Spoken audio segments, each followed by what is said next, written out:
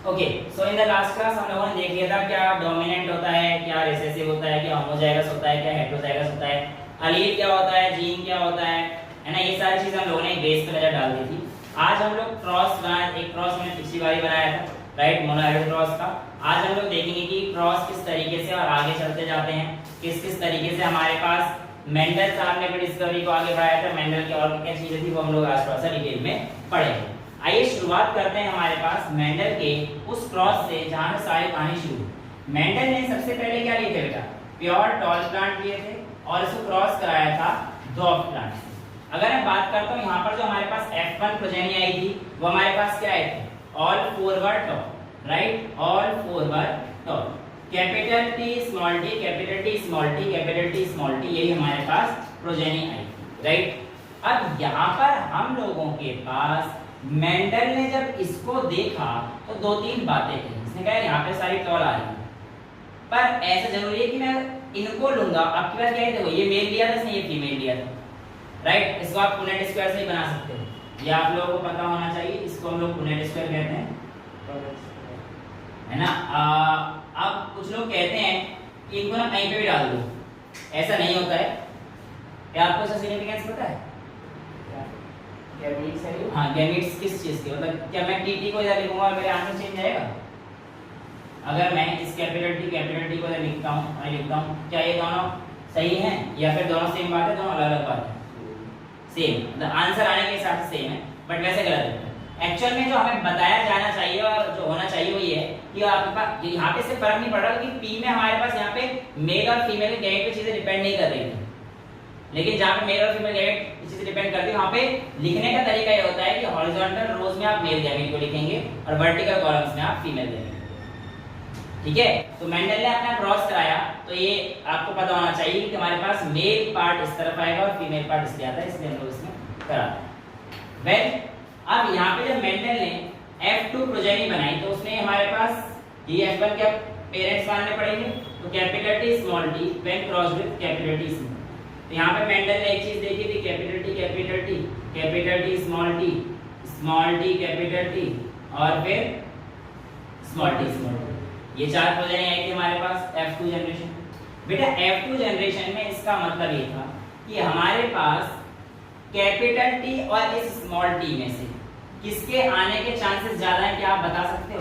आप कहेंगे नहीं सर, हम लोग ये चीज नहीं बता सकते। एक्चुअल में क्या था, ये चीज मेंडल ने भी बोली थी कि इन दोनों में से भले ही कैपिटल टी डोमिनेंट हो, पर कौन सा गैमीट जाएगा डोमिनेंट होने के बावजूद इसका गैमीट फॉर्मेशन में या जाने में कोई रोल नहीं है।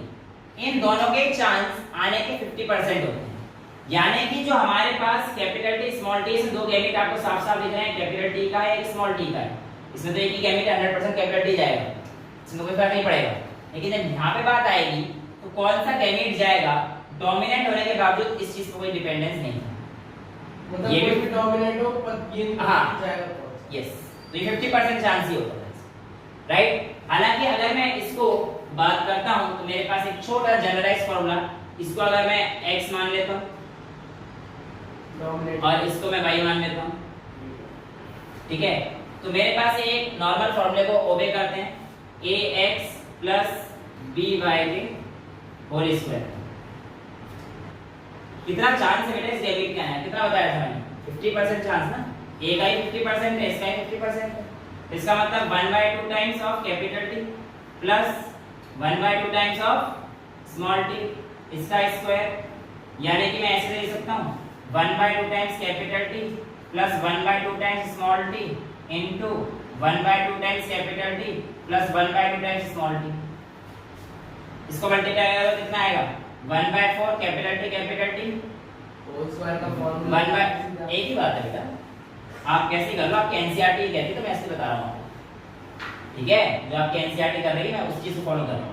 तो 1/2 इसको कर लें, तो 1/2 इनटू 1/4 1/2 इनटू 1/2 करोगे कितना आएगा?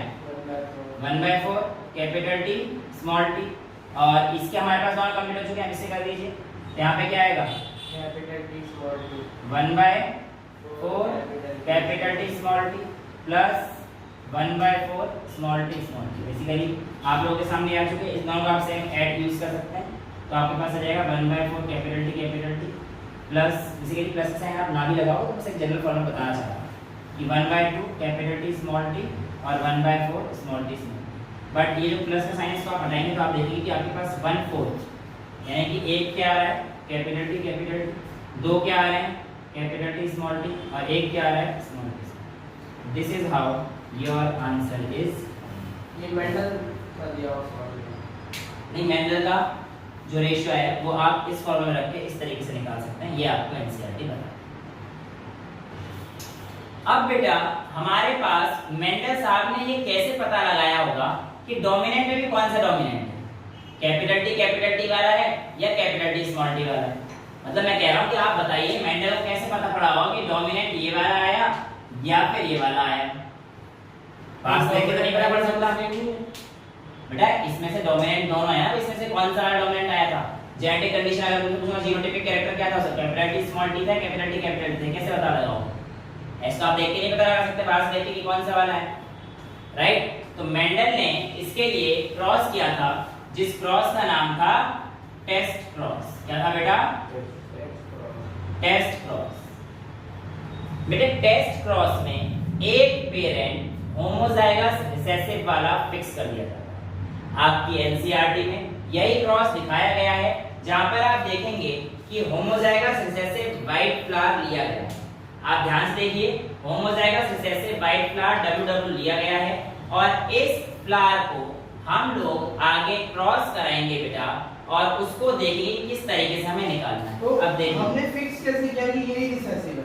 वो तो एलिमिनेशन प्योर लाइंस क्रिएट कर दे, तो पिछली क्लास में प्योर लाइंस नहीं बताई थी। प्योर लाइंस क्रिएट कर लो, छोटे छोटे वाले लेके जाओ, ड्वार्फ जीन को लेके जाओ, ड्वार्फ जीन को 3-4-10 जनरेशन में क्रॉस करो, जो आपके पास प्योर आएगा वो बिल्कुल WW होने वाला है, बात तो फिक्स हो जाएगी। प्योर लाइंस से हम लोग छोटा W वाला कैरेक्टरिस्टिक तो ले सकते हैं ना, तो मैंने व्हाइट रिसेसिव वाले फिक्स करके यहां पर रख दिया। तो ये बेटा हमारे पास पहला चीज क्या फिक्स करनी है, रिसेसिव क्रॉस हमारे पास फिक्स, रिसेसिव केस फिक्स कर दीजिए। अब मेरे को ये नहीं पता कि मेरे पास जो आया हुआ प्लांट है बेटा वो डोमिनेंट होमोजाइगस कंडीशन में या फिर हेटेरोजाइगस डोमिनेंट कंडीशन में।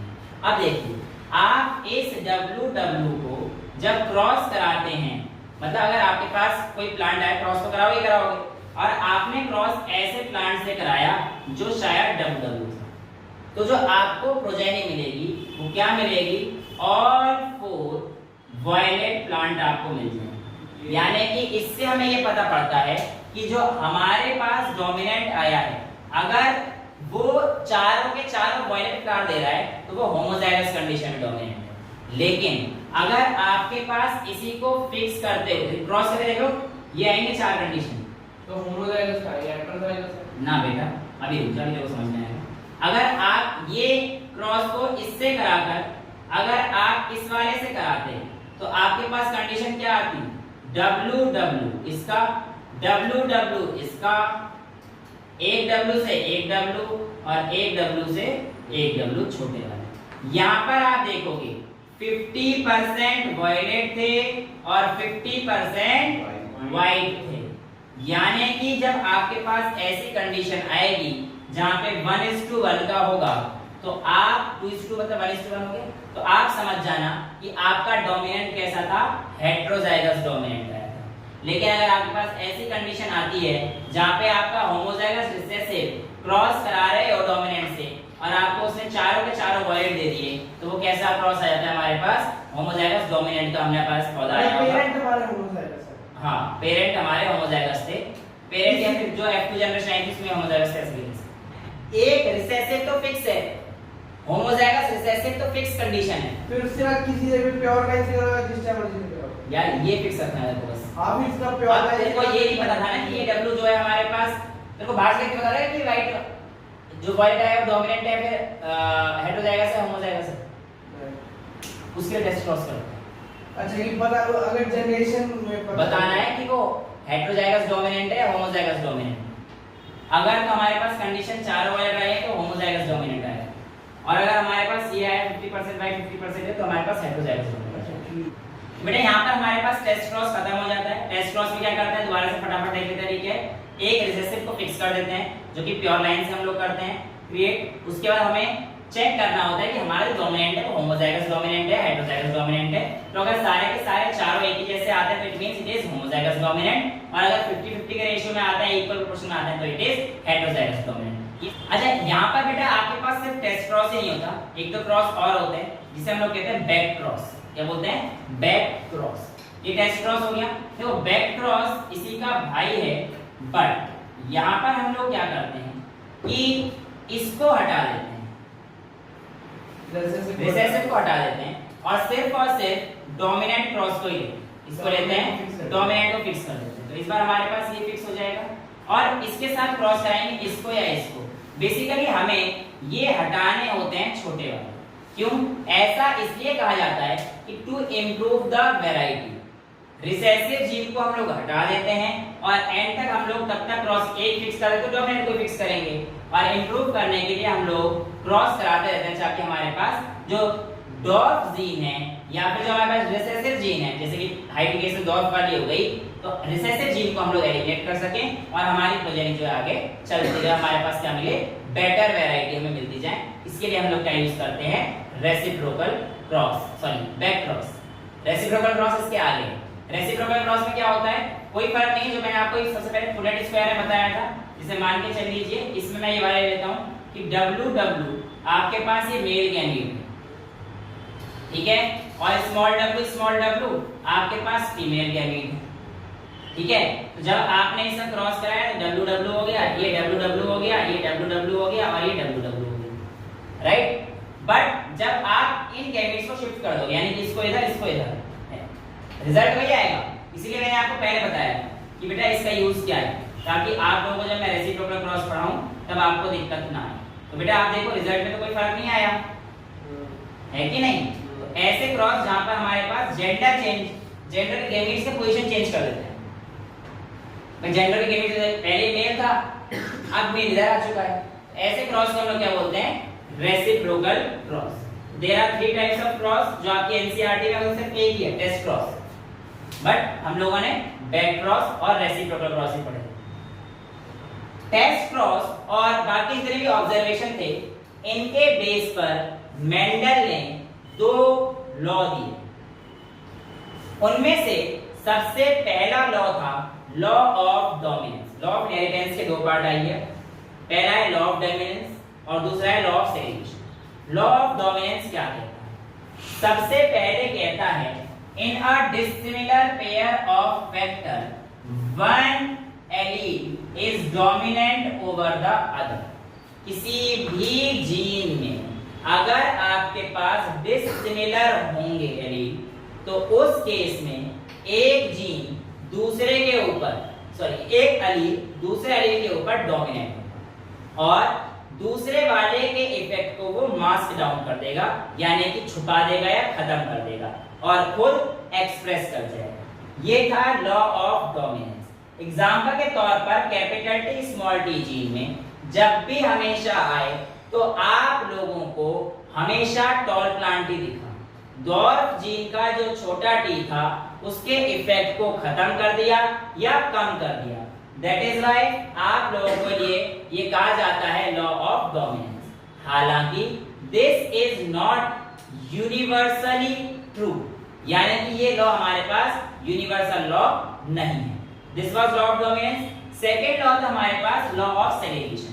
बेटा एक चीज जरा ध्यान सुनना, बच्चे law of segregation, law of independent assortment इनमें काफी कंफ्यूज होते हैं। मेंडल के लॉ मेजरली यही 2 थे, एक तो लॉ ऑफ डोमिनेंस और law of segregation. Law of segregation को हम लोग law of purity of gametes भी बोलते हैं। अब आप इसमें कंफ्यूज मत होना जब मैं आगे इंडिपेंडेंट असॉर्टमेंट पढ़ाऊंगा उसमें, क्योंकि बच्चे इन दोनों लॉ के आंसर को एक दूसरे के पास लिख देते हैं। बट अभी आप समझिए लॉ ऑफ सेग्रीगेशन क्या कहता है। लॉ ऑफ सेग्रीगेशन के अकॉर्डिंग जो मेंडल ने देखा, उसने देखा कि जो हमारे पास प्रोजेनी आई है ना बेटा, वो या तो कंप्लीट टॉल आई है या कंप्लीट डॉर्फ आई है। कोई भी प्रोजेनी ऐसी नहीं थी जो हमारे पास इंटरमीडिएट हाइट की, यानी कि जब भी आप लोगों के पास कैरेक्टर सेग्रीगेट होंगे तो वो कंप्लीट सेग्रीगेशन होगा। कोई भी ब्लेंडिंग, यानी कि ब्लेंडिंग का मतलब है इंटरमिक्सिंग या मिक्सिंग, कोई भी मिक्सिंग नहीं होगी। और यही कारण था कि जो आप लोगों को प्लांट के हाइट मिला था बेटा, वो या तो टॉल थे या ड्वार्फ थे, कोई भी बिटवीन हाइट का प्लांट आपको नहीं मिला था। और इसी लॉ को मैंने बोला है लॉ ऑफ सेग्रीगेशन, यानी कि कोई भी इंटरमिक्सिंग या ब्लेंडिंग ड्यूरिंग गैमीट सेपरेशन नहीं होती है। आप लोगों को ये चीज पता रहनी चाहिए। Law of segregation is also called law of purity of gametes, according to which when a gamete segregates it does not show any blending। समझ गए कहानी को? कि कोई भी बीज का प्लांट था नहीं बेटा, मैंने क्या बोला, 2 के प्लांट 0.5 से लेकर 1 फीट तक होते हैं, जो लार्ज प्लांट इसमें 5 से 6 फीट तक होते हैं, तो कोई भी 2.5, 3, 3.5 नहीं ऐसा प्लांट मिलेगा, यानी कि ये इंटरमिक्सिंग शो नहीं करता, बिल्कुल प्योर सेपरेशन होता है इनका। और एक ये तो मैं आपको बता चुका हूं कि ये वाला इस पे डिपेंड नहीं करता, इसके भी चांस कितने हैं 50%, इसके भी चांस कितने हैं 50%। तो ये था आपके पास लॉ ऑफ सेग्रीगेशन। अच्छा, F2 जनरेशन में एक बार छोटे प्लांट आ गए, ठीक है, बट F2 जनरेशन में छोटे प्लांट आने के बाद अगर मैं F3 जनरेशन को लूंगा, अगर मैं F3 जनरेशन, क्या उसमें छोटे प्लांट आएंगे? हमेशा आएंगे? नहीं सर, ये भी डिपेंड करता है कि आप गैमीट कौन सा ले रहे हो। अगर आप यस एग्जैक्टली, बट हाँ अगर नॉर्मल केस देखें तो the dot progenies were continuously being obtained F3 F4 F5 generation में, फिर वो ऑब्टेन हुई। ऐसा नहीं कि वहां पे जाके F2 पे रुक गई, तो उन्होंने टीटी और हां वो अपने आप ले सकते हो, ठीक है, जो भी क्रॉस आपको कराना है वो आप कर सकते हो। This is all regarding today's lecture.